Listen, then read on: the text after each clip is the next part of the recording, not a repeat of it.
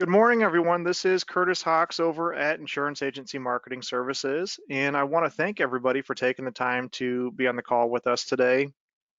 The CARES Act has had a profound effect on our country this year, on the population, and right now we've got we're in the fourth quarter. We've got 90 days left, and there's a significant opportunity to continue to help educate clients and also help them take advantage of some of the additional provisions within the CARES Act, and help them diversify their portfolios and manage some of the volatility that we're seeing out in the marketplace. I know we have a number of advisors on here. A lot of you might be new to IMS or be looking at IMS. And so before we get into the main topic, I wanted to take a couple of minutes here just to talk a little bit about who IMS is and what we have to offer to our advisors. So first thing that I wanted to cover is our new producer bonus program. And this is really designed with the idea in mind that every advisor is different. They're in different parts of the country. Their marketing looks different. They have different target markets, different population densities. And so we really designed this as a way to help accelerate your business. And so no matter where you're at and what you want to do, we're here to meet you where you're at and help you get to where you want to go. And so we've put together a number of tiers, as well as you can see on the screen here, a variety of different options and ways to help you get in front of more people. And one of the things that I would mention to you as well is a core aspect of IMS is customization with how we do our marketing, how we provide our service, all those types of things. And so if you're currently doing something that's working really well for you, give us a call, talk to one of the sales directors, and we can customize this for you as well. But this is a great program that can help you get in front of more people and accomplish your goals for the year. Next are IMS business builders. And so first off is our referred producer program. And so if you're currently working with us and you like the service that we're providing and the job that we're doing, and you know of an advisor that you think might be a good fit for us, send them our way.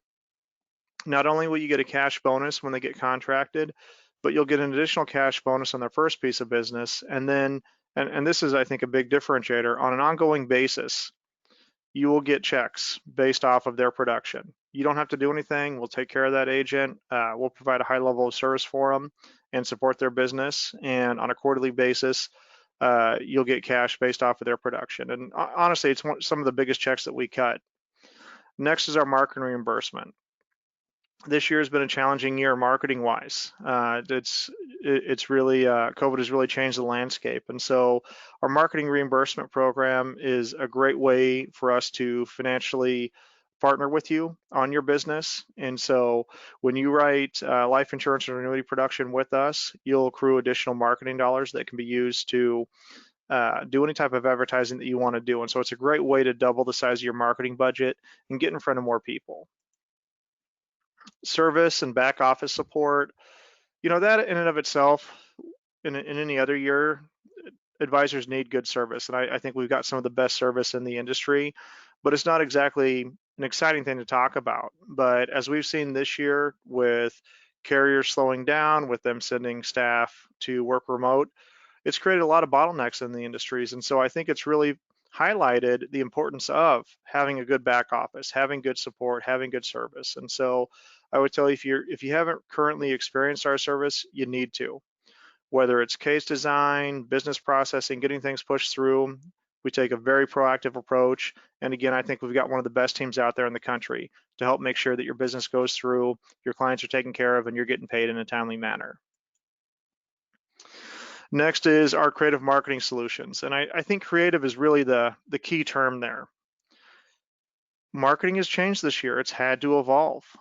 Historically, a lot of advisors have their mix of strategies and they repeat that month after month after month. It produces a relatively predictable result and everything's good. But when you have a dramatic impact to that, what it's caused is, I think, an evolution over the course of this year. And so really where we're seeing success is being creative, evolving your marketing plan, taking advantage of opportunity going on in your local marketplace. And so we're running a number of campaigns all over the country in a variety of different ways, and we're seeing a lot of success with it. So one thing I would mention to everybody on the call today is If you haven't, talked to your sales director about our marketing options, you need to. And then secondly, one of the things that we'll do is a custom marketing analysis. And so what we do in that process is we'll go through and we'll analyze your business, what you want it to look like, how you're currently marketing. We'll pull population densities in the area. We'll look at what's going on in the marketplace. And then our creative team takes about 3 to 5 days, but they'll go through, do that entire analysis, and they'll come back and produce a custom marketing plan for you on what's going on in your local marketplace, what are different activities that you can be doing that we think will help create success for you. And so it's a great exercise to go through, and it really gives a good plan. And frankly, we're the first day into the fourth quarter, and so this is a time where we really need to be pushing to a strong close and doing as much as we can. And at the same time, we really need to start thinking about what do we want next year to look like. And so this is a great time to go through that process right now and have a good, strong finish to the year and make sure that we get off to 2021 very strong. So the CARES Act. Um, the CARES Act was a very, very obviously unique piece of legislation, and it had wide-ranging effect on everyone in this country. And so what we're going to do today is go through a couple of things. One, kind of an overview of the CARES Act, what it impacted, and then specifically we're going to drill into distributions on retirement accounts, how that works and what the opportunity is, not only for your clients, but for yourselves as well. So earlier this year in March, President Trump signed into law the Coronavirus Aid, Relief, Economic Security Act. And so this act was obviously monumental. It's been 100 years since we had a pandemic. And so the act was designed to provide support to both individuals, businesses, as well as government offices. Now, one of the things, and we're going to get to this here in a little bit later in the presentation, is it also is adding on a significant amount of debt to our current debt load. And essentially we've been operating at a deficit since 2001. And so we'll talk about some of the future implications of that. So how does that actually break down? Well, if we look at it from an individual standpoint, direct stimulus payments to qualified individuals was an estimated $290 billion. And what that was is those $1,200 checks that everybody got earlier this year. Next was the expansion of unemployment benefits, and that was to the tune of $260 billion. And where we saw that was for individuals that were laid off, there was that additional $500, up to $500 a week bonus on their unemployment benefits.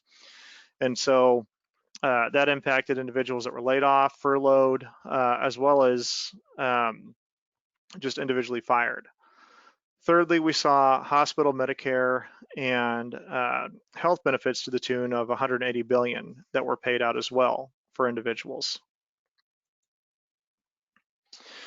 There was also a significant amount of money allocated to businesses. And so you had loans and guarantees for large businesses and governments that was to the tune of $510 billion. You also had small business loans and grants. Many of you are familiar with the PPP loan options. And so while that was shut down, I believe August 8th, right now we do have legislation in Congress. And again, we'll talk about this a little bit later in the presentation, but there is discussion about trying to get that passed between now and the end of the year. So there is the potential, if you didn't take advantage of this earlier in the year, there might be another round of this that you can tap into. Business tax breaks, that was an estimated $280 billion. Now, I wouldn't say that that was necessarily a tax break per se, but you do have the ability, a lot of corporations, to have some tax credits based off of COVID and payroll tax and those types of things.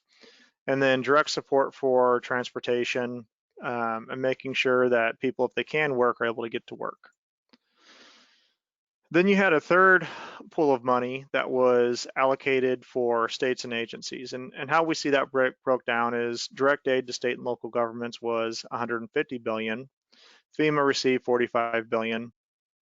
You also had $42 billion that was allocated for food stamps, nutrition, as well as housing. And then you also had $32 billion that was allocated to schools, education, et cetera.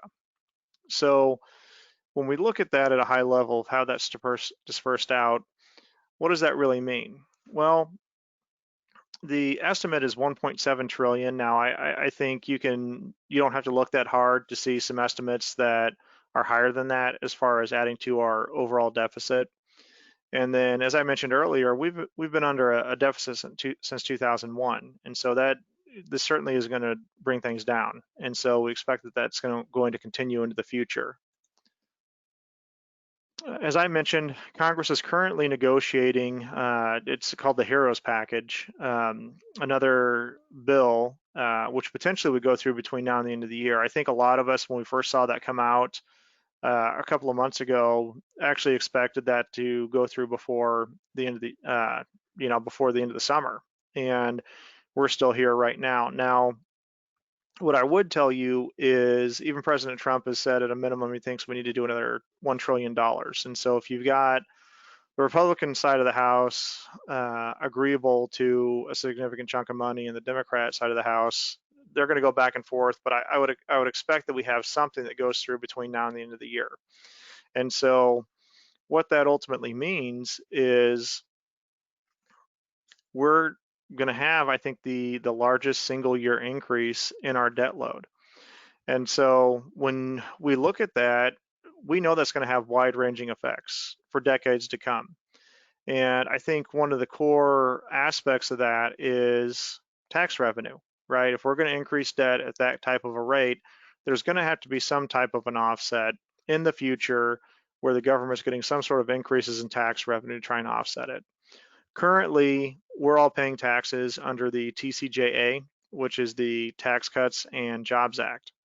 And so that legislation was enacted in 2018 and is set to sunset in 2026. And so I think what that presents is an opportunity to have candid discussions about how we save.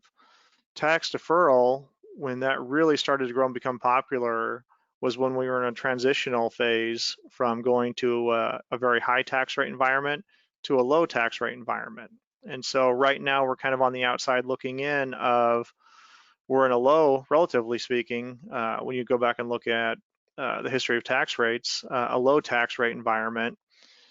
We're adding on a significant amount of debt, and we know we've got a defined point in time in the next 5 years where we're going to have new tax legislation come down. And so I really do think that we are on the outside looking in of some tax increases. Now, the reality of that is, as many of you know, it's not politically convenient to raise taxes on the middle class. And so what I think we're going to see is not necessarily an increase in individual tax rates outside of the top, 5% of the country. I mean, I think you will see that. But what we will see are creative ways to increase tax revenue across every segment of the population. So right now, currently, and I know we've been talking about the TCJA on previous webinars, and very well might make sense to do a webinar just specifically on that. But right now, as things are currently drafted, if new legislation isn't passed, it's going to revert back to the 2017 rates, which would be a tax increase. In reality, we'll probably get new legislation that passes through that will increase tax revenue. And so we've got more to come on that, but I would mention to everybody on the call today, if you think that's an area of opportunity for planning or you have questions on that, reach out, talk to your sales director. We've got some good software and good concepts that you can start incorporating into your business for those individuals that are getting near to retirement or on the outside looking in and have a concern about the impact of taxation on their retirement. So provisions affecting retirement. There were a number of different provisions in there. For purposes of today, we're going to focus on 4 key aspects, and that includes non-designated IRA beneficiaries, RMD relief, 401k loans, and then early withdrawals. So for non-designated IRA beneficiaries, if they inherited an IRA balance anytime from 2015 to 2020, basically what the CARES Act came in and said is, if you don't want to take a distribution this year, you don't have to. And so they extended it out for 1 additional year. Secondly was RMD relief. The CARES Act suspended required minimum distributions for 2020. Now, the interesting thing about this is the second piece of legislation that's impacted RMDs this year. As many of you are aware, we had the Secure Act passed in January this year. And one of the things that it did was it increased the RMD age from 70 and a half to 72. And then we see here, only a few months later, the suspension of taking RMDs this year. And so one of the things that I would mention on this point is the Secure Act was probably, I mean, it's one of the most broad, all-encompassing plans in regard to retirement planning and retirement plans that we've seen since the 2006 Pension Protection Act. And so one of the things that we've put together on the Secure Act is one, a very detailed frequently asked questions guide that's kind of the nuts and bolts of that. And I would encourage everybody, if you haven't seen that or haven't requested, to reach out to your sales director. But we also put together about a 12-page guide that talks about 8 different sales concepts based off of the Secure Act. But suffice it to say, RMDs are an area where we've had a dramatic amount of movement between those two packages. So going on 401k loans. So right now, currently, or in a non-COVID year, you would be able to get up to 50,000. That was doubled to 100,000. Now, for individuals taking a COVID loan or a loan based off of a COVID trigger, you had until September 23rd to be able to do that. And we're going to go through and cover this because there very well could be clients that you have that have done this. I also think, again, this goes back to additional legislation that would potentially pass between now and the end of the year. They're probably not going to do a significant modification to the provisions that they initially established, but they might open it back up again. So CARES Act allows for up to 100% or 100,000, whichever is less, for loans during the 6-month period of March 27th to September 23rd. Normal rules would be a max of 50% of your 401k value or 50,000. Now, one of the things to be cognizant of, and that potential prospects or clients need to be cognizant of, is that the loan must be repaid within 5 years. Now, one of the things that is different is that you can forgo doing a repayment in 2021. In addition to that, they established an interest rate, which is essentially a spread over prime. Again, at the time we did this presentation, estimated at 3.25. So there's a couple of considerations if an employee does take a loan out of a 401k. So first off, normally, if an individual were to lose their job, that loan has to be paid back on the date of separation. No questions, there's no workaround on it or anything. The date that you have separation of service, that money has to be paid back. But due to the CARES Act, if you lost your job, that gets extended out to the date of your federal tax return. So that's been a dramatic shift from that. So as an example, they take a loan out of their 401k in 2020, they have a job loss. That doesn't technically have to be paid back until October 15th of 21 if they filed an extension. Now, with that being said, if they did file an extension, there's other considerations that you have to look at in regard to interest, et cetera. One important point to make on this as well, so this is the CARES Act, and these are the provisions that they put out. One of the things that you have to be cognizant, whether you're talking loans or withdrawals though, is the plan documents. So you've got the CARES Act that rolled out. The plan sponsor still has to adhere to these provisions. So as an example, if the plan sponsor didn't want to give that latitude per se, so there's a separation of service, the person gets laid off. If they have it in there that date of separation, that loan's got to be paid back, the employer has the option of whether they're going to make the person do that and either pay it back, or this is going to be taxable income, or they can allow to go by the CARES Act provisions. So that's an important point to make and an important consideration if you have an individual that has taken a loan out, or again, based off of what might happen here over the next 90 days, if there's another package that comes out that extends that out, if somebody should or should not do it. Early withdrawals. So generally speaking, early withdrawals from a retirement account are subject to a 10% IRS penalty if you're under 59 and a half. However, under the CARES Act, the penalty has been dismissed for pre-59 and a half, and it's also been increased to an amount of $100,000. Now, under the CARES Act, the distribution has to have a COVID provision in it. So there's got to be a COVID reason for them taking the enhanced withdrawal.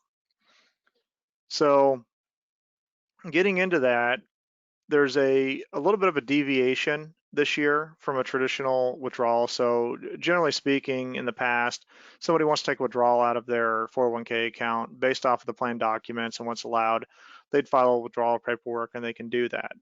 With COVID and COVID distributions, they've modified that process. And so we're gonna kind of start going through that and get into the details of what that looks like. So first off, there has to be a trigger. And so when you look at the triggers, the IRS, and that's the other thing too, is I think a lot of us didn't realize the opportunity with this provision when this rolled out back in March. And I think part of the reason that we didn't, and I certainly didn't either, is when you have Congress passing legislation, oftentimes, and these packages are thousands of pages long, they'll come together and detail out certain elements of it, which a couple of the core things they detailed out were the $1,200 checks and then the unemployment benefits. And then they put in here on the withdrawals and the loans, but they were somewhat ambiguous in the language. And so part of the reason why we're even having this call today is the IRS came out with publication 2020-50 and 51 with clarification on these. And so it detailed out exactly what that means. And so I think one of the things that a lot of people thought was, if you're taking the money out, it's got to be for a COVID related reason and be used for that. And that's just not necessarily the case. So in regard to eligibility, being diagnosed with COVID-19, one thing that was interesting is that in the clarification that they expanded that out to a spouse or dependent, whether it's a child or an adult dependent in the household diagnosed with COVID-19. If an individual has experienced a layoff, furlough, reduction in hours, or inability to work due to COVID-19 or lack of childcare due to COVID-19. If that individual has had a job offer rescinded or a job start date delayed due to COVID-19. Again, this was something new that was introduced in August. If they've experienced adverse financial consequences due to the individual or the individual spouse being affected due to COVID-19. And then if they are a business owner, if they've had to close or reduce hours of a business owned or operated by themselves or their spouse due to COVID-19. So when you hear all that, one of the things that you're probably thinking is, I mean, that's virtually everybody in the country in some way, shape, or form would fall into one of those categories. And that was with the IRS adding a couple of additional triggers into this in August. That's by design. I mean, that's a deliberate action that they took to basically make sure that anybody out there would be able to take advantage of this if they wanted to. Secondly, with this provision, this impacts people for at any point in time of the year. So this isn't something that after they came out with this disclosure going forward, if you have that impact, you can take advantage of it. And even the initial package in March, this is at any time this year, if you were impacted by this due to COVID, then you could take advantage of this. And I think that's a really key point, because you go back to March as an example. So we've got, 5 kids. And so they're all on spring break. And I remember Jen and I, we got an email from the school on Sunday at the end of spring break saying, hey, kids are going to be not coming back for another week. And then we got an email a week later saying it was going to be 2 weeks. And then finally after that, it was, well, they're not coming back at all.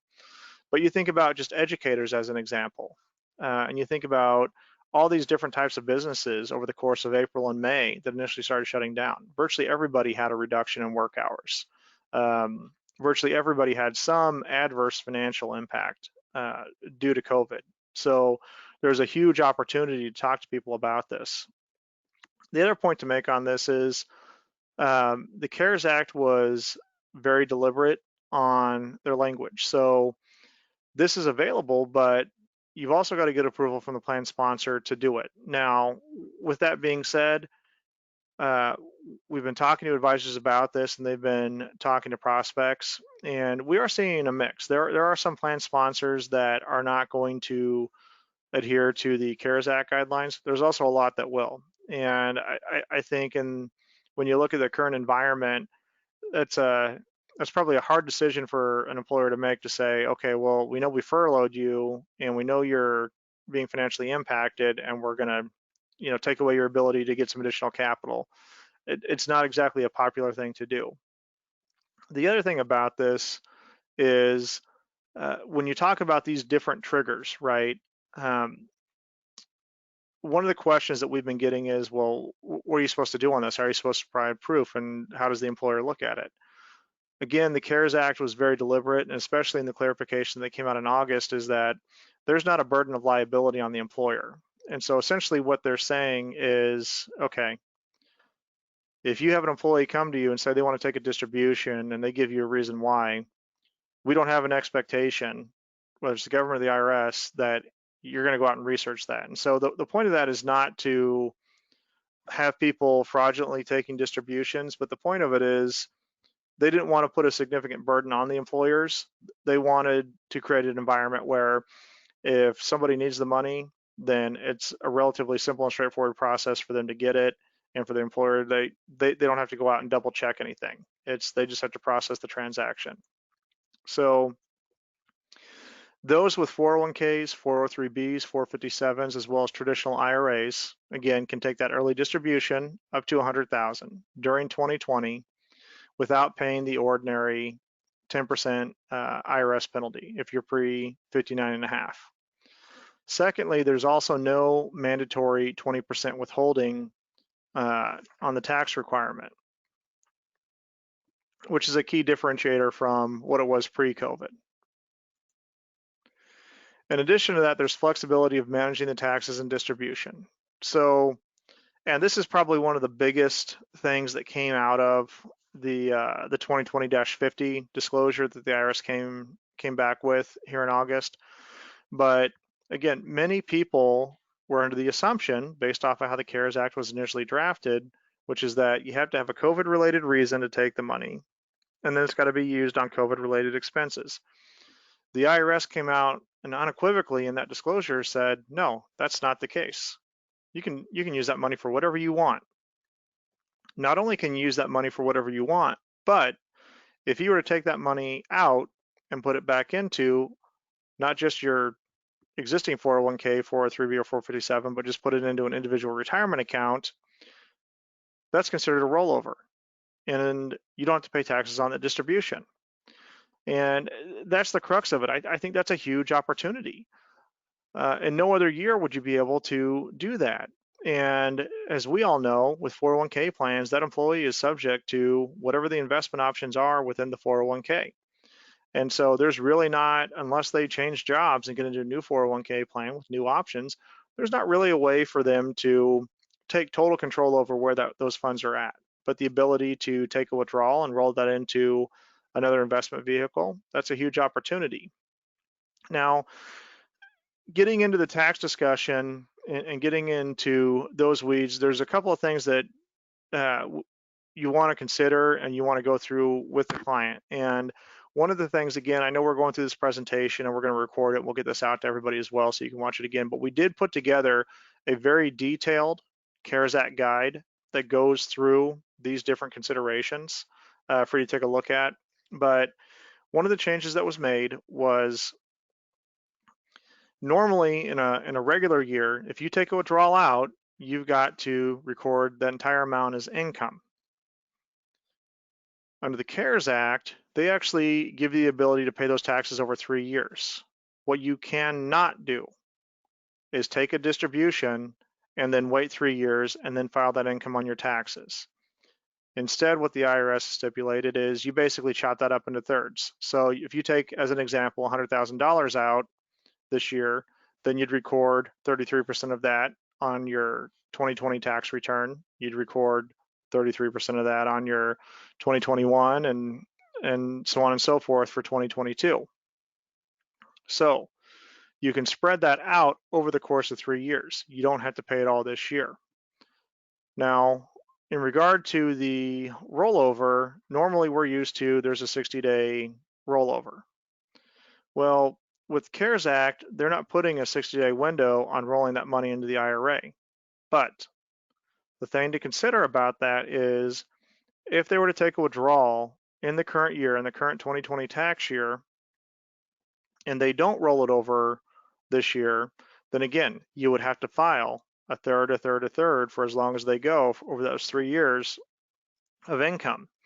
So let's say they took that withdrawal out and then we went to 2022, they finally rolled the money over. They would be recording a third of that income as income for purposes of taxes for 2020 and 2021. If you ended up doing the rollover at that point in time, so let's say that that income tax liability they paid from other funds, so you still had the 100,000. In order to record that correctly, you would do the rollover, and then you would have to go back and amend the previous tax returns to reflect the rollover. So if you're going to talk to somebody about doing this, I mean, the ideal scenario would be they're doing the rollover in the current year. If it doesn't get done in the current year, then again, that opens the door to, yes, you can still do it, but then you're having to go back and file amended tax returns, and it gets a little bit more messy. And if you've got questions on that, again, reach out to a sales director. They can go through that in greater detail. And again, we did put together that comprehensive CARES Act piece that'll detail that out as well. So as I mentioned, there's a modified process for taking distributions. So you've got the account. You need to submit the withdrawal paperwork. And in addition to that, the employee needs to submit a letter. And what they have to specify in the letter is what provision that they're qualifying for the withdrawal under. And we went through those different eligibility requirements. You're going to want to list that in the letter. Now, one question that I've got is there a formalized letter or format that we should use? No, there's not. The IRS hasn't put anything out on that.